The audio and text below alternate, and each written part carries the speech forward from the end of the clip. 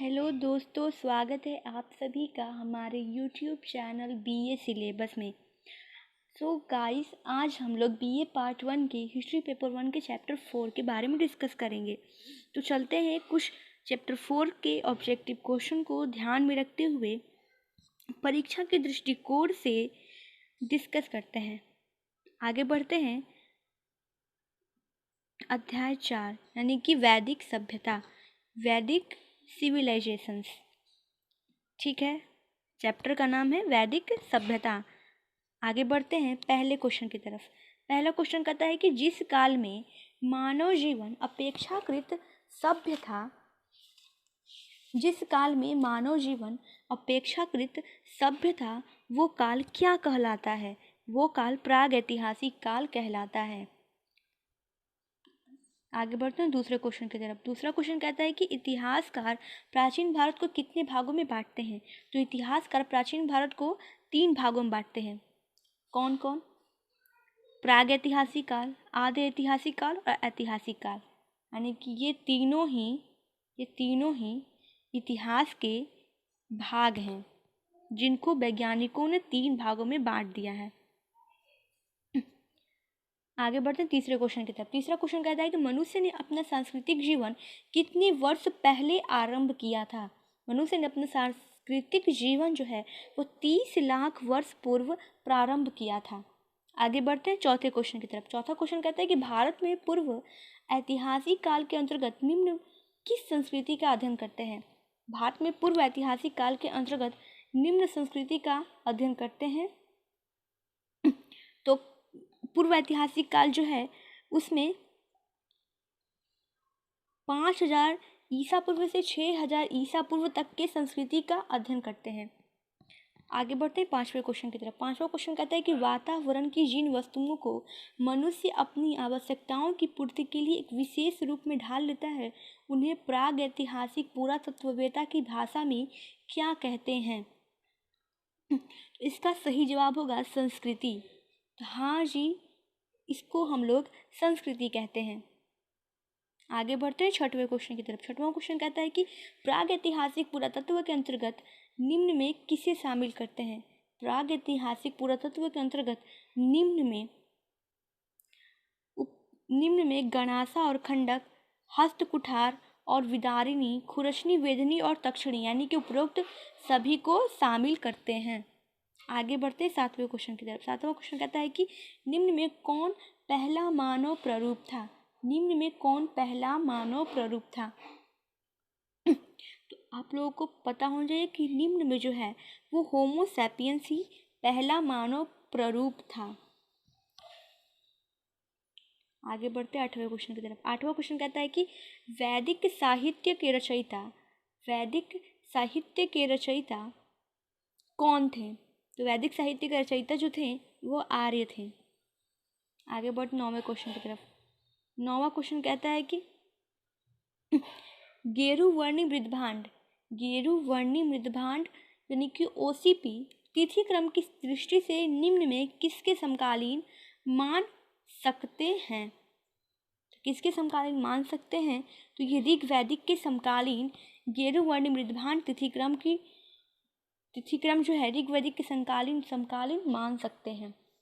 आगे बढ़ते 10वें क्वेश्चन की। 10वां क्वेश्चन कहता है कि ऋग्वैदिक सभ्यता निम्न में कहाँ केंद्रित थी? ऋग्वैदिक सभ्यता निम्न में कहाँ केंद्रित थी?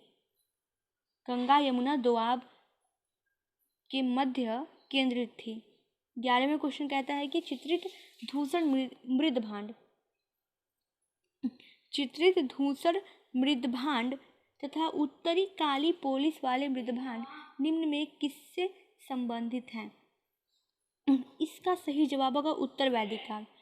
उत्तर वैदिक काल से ही चित्रित धूसर मृदभांड और उत्तरी काली पोलिस वाले मृदभांड संबंधित हैं। आगे बढ़ते हैं 12वें क्वेश्चन की तरफ। 12वां क्वेश्चन कहता है कि ऋग्वैदिक काल के अंतर्गत निम्न में किसे शामिल करते हैं? यानी कि ऋग्वैदिक काल के नाम से जो जाना जाता है वो 1500 से 1000 ईसा पूर्व को ही ऋग्वैदिक काल के नाम से जाना जाता है। उत्तर वैदिक काल के अंतर्गत निम्न में किसे शामिल करते हैं? तो 1000 से 600 ईसा पूर्व को शामिल करते हैं। आगे बढ़ते हैं 14वें क्वेश्चन की तरफ।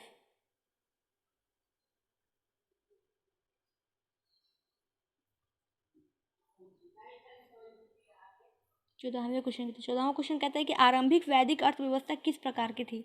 आरंभिक वैदिक अर्थव्यवस्था जो थी वो पशुचारी थी। हाँ, वो लोग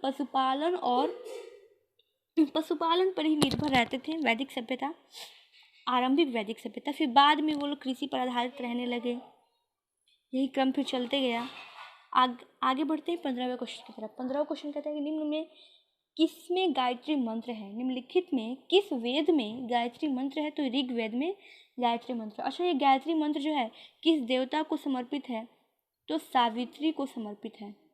सावित्री को समर्पित है। आगे बढ़ते हैं 16वें क्वेश्चन की तरफ। 16वां क्वेश्चन कहता है कि वैदिक परिवार के संबंध में कौन सा कथन सही है। कौन सा कथन सही है। जनजातीय समाज की इकाई पितृ प्रधान परिवार था। बिल्कुल सही। पुत्र के जन्म का स्वागत किया जाता था। सही है। पारिवारिक इकाई बहुत बड़ी थी। सही है। यानी कि उपरोक्त सभी, यानी कि तीनों ही सही है, यानी कि उपरोक्त सभी सही है।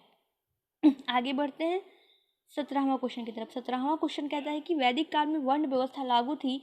निम्न में कौन स्पष्ट करता है कि समाज 4 वर्णों में विभाजित था। तो ऋग्वेद का जो पुरुष सूक्त है, ये पुरुष सूक्त जो है ऋग्वेद के 10वें मंडल में है। ये आप लोग पता होना चाहिए कि ऋग्वेद के 10वें मंडल में है ये पुरुष सूक्त। और इसी पुरुष सूक्त में वर्ण व्यवस्था लागू थी, यानी कि समाज के 4 वर्ण विभाजित थे। कौन कौन थे। समाज के 4 वर्ण तो जो थे वो थे ब्राह्मण, क्षत्रिय, वैश्य और शूद्र। वैश्य और शूद्र। ठीक है। आगे बढ़ते हैं 18वें क्वेश्चन की तरफ। 18वां क्वेश्चन कहता है कि जन शब्द का ऋग्वेद में 275 बार प्रयोग किया गया है। तो जनपद उसी वेद में कितनी बार प्रयोग किया गया है। तो गाइस, जो जन शब्द जो है वो 275 बार प्रयोग किया गया है, लेकिन जो जनपद है वो एक बार भी प्रयोग नहीं किया गया। आगे बढ़ते हैं 19वें क्वेश्चन की तरफ। 19वां क्वेश्चन कहता है कि गोत्र संस्था का प्रादुर्भाव जो है वो कब हुआ था। गोत्र संस्था का प्रादुर्भाव जो है वो हुआ था उत्तर वैदिक काल में। उत्तर वैदिक काल में गोत्र संस्था का प्रादुर्भाव हुआ था। आगे बढ़ते हैं 20वें क्वेश्चन की तरफ। 20वां क्वेश्चन कहता है कि प्रसिद्ध गायत्री मंत्र निम्न में किस देवता को समर्पित है। तो प्रसिद्ध गायत्री मंत्र जो है वो मैं बता ही चुकी हूँ कि जो सावित्री को समर्पित है गायत्री मंत्र। ये 21 क्वेश्चन। आगे बढ़ते हैं 21 क्वेश्चन की तरफ। 21 क्वेश्चन कहता है कि भारत शब्द जिस पर भारतवर्ष का नाम पड़ा, भारत शब्द जिस पर भारतवर्ष का नाम पड़ा वो किसमें सर्वप्रथम देखा जाता है। ऋग्वेद में देखा जाता है। आगे बढ़ते हैं 22वें क्वेश्चन की तरफ। 22वां क्वेश्चन कहता है कि उत्तर वैदिक काल में आर्यों की क्रियाकलाप का केंद्र कहाँ था। उत्तर वैदिक काल में आर्यों के क्रियाकलाप का केंद्र कहाँ था। तो ये था सिंधु और उसके प्रधान सहायक नदियों की भूमि यमुना से बंगाल के पश्चिमी सीमा तक। आप लोग पता ही होगा कि सिंधु घाटी सभ्यता जो थी वो ऐसे त्रिभुजाकार थी।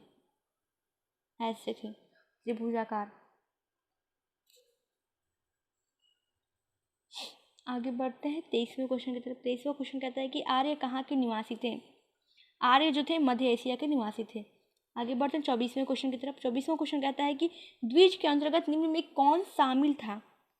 द्विज के अंतर्गत निम्न में कौन शामिल था। तो उपरोक्त सभी, यानी कि ब्राह्मण भी, क्षत्रिय भी, वैश्य भी। द्विज मतलब वर्ण के अंतर्गत निम्न में कौन शामिल था। तो ये तीनों ही शामिल थे, यानी कि उपरोक्त सभी। आगे लास्ट क्वेश्चन। भारत में लोहे का इस्तेमाल कब से आरंभ हुआ। भारत में लोहे का इस्तेमाल जो था वो 800 ईसा पूर्व के आसपास आरंभ हुआ था। 800 ईसा पूर्व के आसपास आरंभ हुआ था लोहे का इस्तेमाल। धन्यवाद दोस्तों, आप सभी ने इस वीडियो को पूरी तरह देखा और अच्छे से समझा होगा। मुझे उम्मीद है कि आप लोग इस वीडियो को ज़रूर शेयर करेंगे और बहुत ज़्यादा इस वीडियो को बहुत ज़्यादा से ज़्यादा शेयर कीजिए। और मैं उसके आगे कुछ नहीं कहना चाहती। हाँ, आप लोग सब्सक्राइब भी कीजिए इस चैनल को और उम्मीद रखिए इस चैनल पर कि आप लोगों को अच्छे से बीए की सारी सिलेबस जो हैं वो कवर की जाएगी। धन्यवाद दोस्तों, मिलते हैं नेक्स्ट वीडियो में। तब तक के लिए बाय एंड टेक केयर। पढ़ते रहिए, बढ़ते रहिए।